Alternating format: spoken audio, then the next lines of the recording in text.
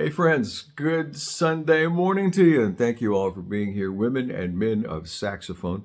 Let's get right into it. We're going to talk today about rhythm, your rhythm in particular. This is part one of a two-part series, okay? For next week, you have a homework assignment. I'm going to give that to you right now, okay? I want you to learn the blues scale. If you do not know the blues scale, you got to get it down. I want you to own it. I don't want you to be looking at a piece of paper reading it. I want you to own it. It's in here and it's in here, okay? The blues scale. It's simple. It's, in fact, a modified pentatonic scale. Blues scale has 6 notes. We don't call it the minor blues scale, but it's based on a minor pentatonic scale. And it goes like this. The blues scale, flat root,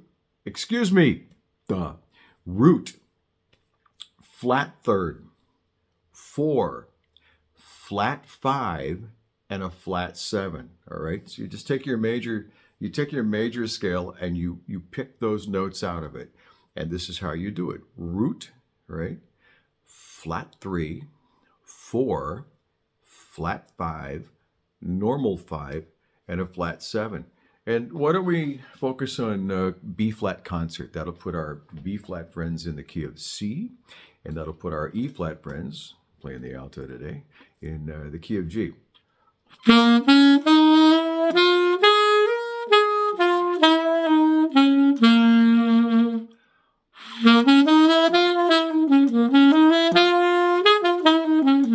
All right, that's basically what it's. And I want you to work on that. I want you to own that. But today we're going to talk about beats, simple beats, and just the simplest aspect of rhythm that we can come up so I can help you. This is one thing that I see with many of my students who are returning to the saxophone after a long time off, have come back to the horn and are reading music out of the sketchbooks, 101 pop tunes for alto sax, or the E flat real book, the B flat real book, whatever it is.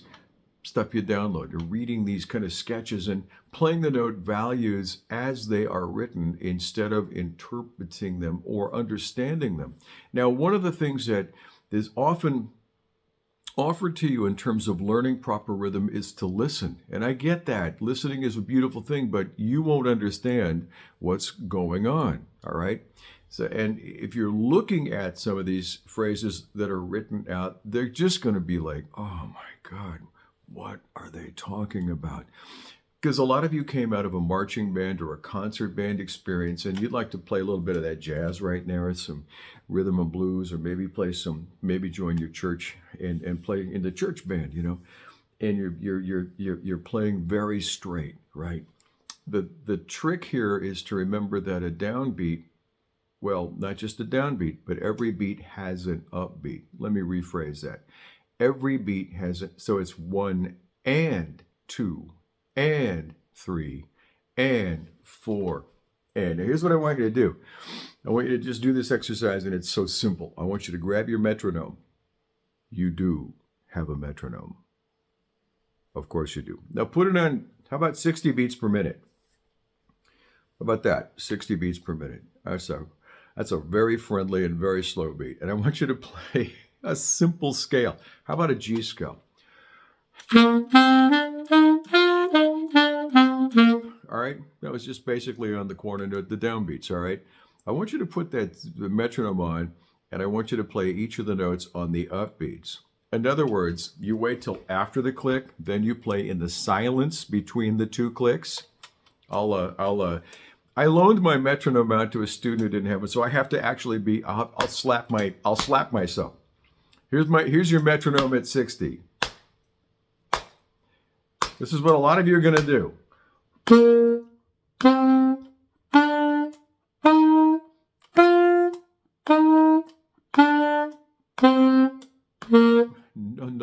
No. You play in the space between the clicks, okay? Just do that over and over and over until you get used to it, all right?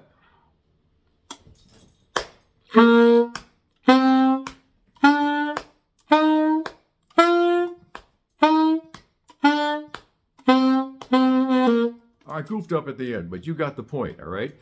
That's how I'd like you to do this. And we'll get from that to getting a sense of playing on the upbeats when they're required. For example, you've got a piece of music and it starts out with an eighth note rest, and the first note is an eighth note, right?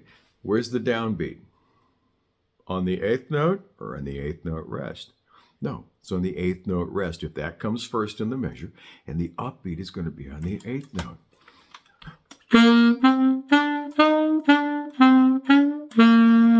All right? You can do this. I know you can do this. And let's take a song. In fact, yesterday I was working with a student on a song. It's beautiful. His rendition of it was absolutely beautiful, but the rhythm was not right. Great growth as a player. Great growth from the, he bought a horn, decided he'd like to learn how to play it, came in and had just struggled with air, breathing notes and all that stuff. Yesterday, incredible, beautiful, beautiful tone, beautiful sound coming out of that horn. But the rhythm wasn't right. So I thought, well, let's use that. There's a bossa nova called "Look to the Sky." You can find that in your E-flat real book, B-flat real book. In fact, all the real books. 6th edition, "Look to the Sky."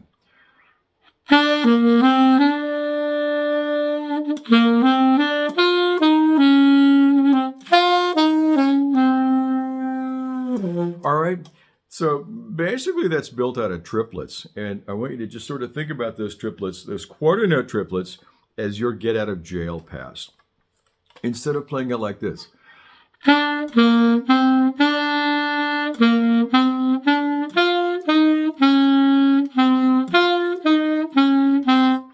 And again, I mean, no fault, no disrespect.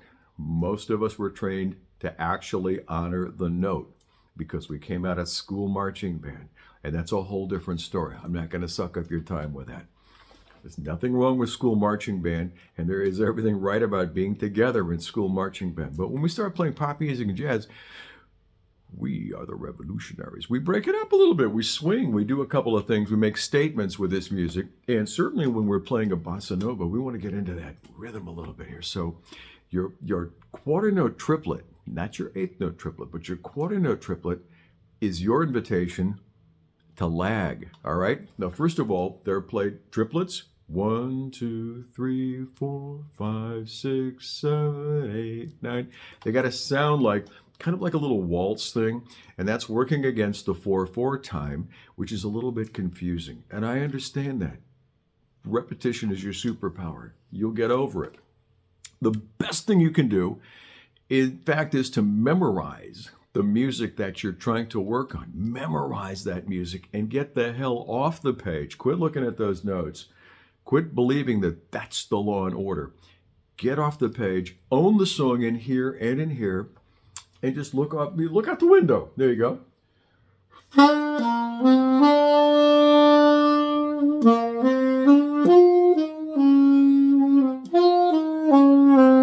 Now, you notice I gave that a little bit of a, kind of a little bit, there's a little 1, 2, 3, 1, 2, 3 feeling. I could do even more of that. The quarter note triplet is an invitation to lag behind the beat just a little bit, especially in the form of music that this is called bossa nova.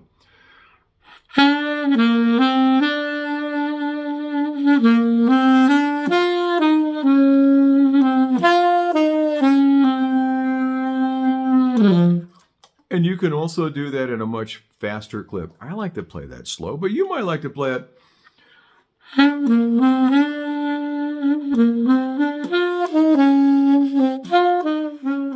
All right, you can play that a little bit faster, but you still don't have to play it like strict marching band.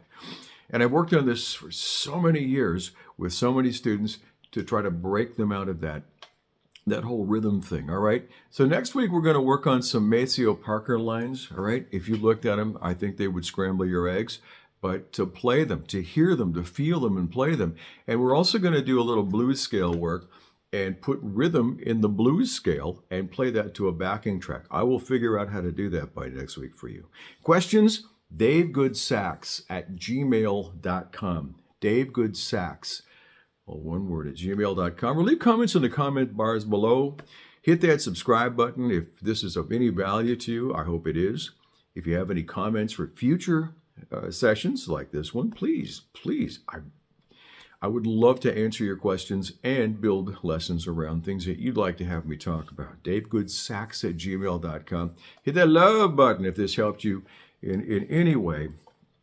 get your blues scales. Well, just the one, the B flat concert blues scale. For next week, we're going to use that. It's important that you know it, that you're not looking at a piece of paper, because we're going to play together, okay? And again, all I would like you to do for the next 5 or 6 days is just set that metronome on 6/0, 60 beats per minute, nice and slow, nice and steady, and play in the space between the notes. All right? Play in the space between the notes. You'd be amazed at how much that will help you, yet how difficult that may be in the very beginning. All right? Hey, take care of yourselves. Thanks for being here, and I'll catch up with you next time. Take care. Have a good day.